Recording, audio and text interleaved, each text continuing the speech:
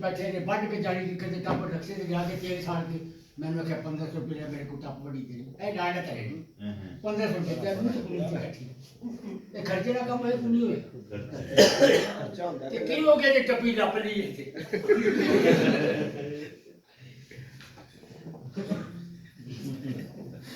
तौबा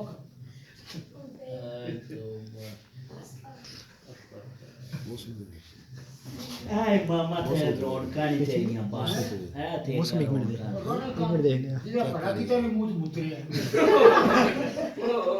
ए पूरा भर्ती कराना रमजान कराना ए छतरा के लिए करते हम भी पड़े हमें सब खुदा जी ਅਸੀਂ ਕਰਨਾ ਨੇ ਪੈਰ ਲੱਭ ਕੇ ਭਰਤੀ ਕਰਵਾਏ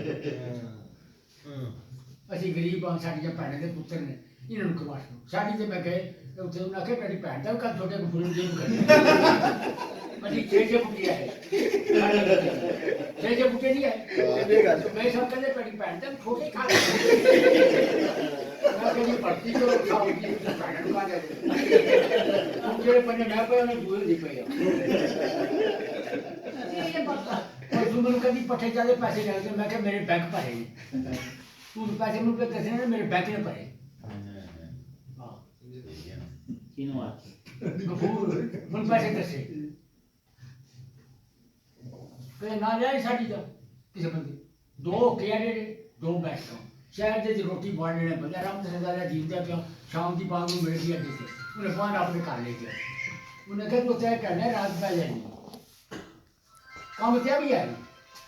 ये तेरी बात तेरे मनु बिना गोगू में गेली कटे शुक्र बजे कटे पार्टी है कर सुन कोई हाथ नहीं आई जी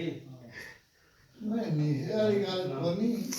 जेड़ा सच्ची जेड़ी गल ना इन्हें दोहां भरावां दा बहुत कीता है दोहां दा बड़ा एहसास करदा जी बड़ा ये चोखा करदा हाफल फजल नहीं आंदी तो मैं कोई नहीं की नहीं तू तो वो तेरी पहले गल कीती है ना ਇਹਨਾਂ ਦੀ ਤਾਰੀਫ ਹੈ कीती है गलत गल है मैं गुआ के नाम लप के वहां की कीती है गांधी रात लप के मुंह पा के झाड़ बंद कर हां वाला रे कोई शक नहीं ना बच्चे ये रही का थोड़ा बोलते हैं हां काम के बदला कौन है कि सो की का था बोले सकते मन तन के भी उन्होंने इज्जत कर तमाम चुप करके दी गल ਹੁਣ ਸਾਡੇ ਰਿਵਾਜ ਇਹ ਉਹਨਾਂ ਅੱਲਾਹ ਦਾ ਫਜ਼ਲ ਤਰੇ ਬੰਦੇ ਪੜ ਕੇ ਕਹਿੰਦੇ ਮਾੜਾ ਹੈ हाफल फजल ते मुंह अल्लाह दा फजल है ना पहले तो अल्लाह तो नहीं है सारे ਨੂੰ ਪਤਾ ਹੈ बड़ी ड्यूटी ਦਿੱਤੀ ਹੈ ਇਹਨਾਂ ਨੇ ਚੋਖੀ ਜਾ ਨਹੀਂ ਜੇ ਮੈਂ ਦੀ ਗੱਲ ਕੀਤੀ ਨਾ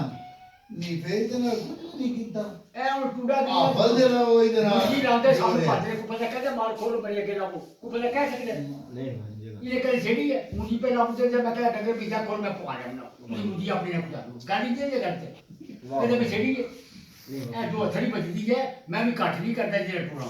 हां इंजन ते जे बाहर चुका दे काट पर पूरा देनी चाहिए ठीक है वो ना हां जाके गाली जो थे मुकनी जरूरी है पूरा तो करना ही है ना तौबा करो अल्लाह जल्दा करो जी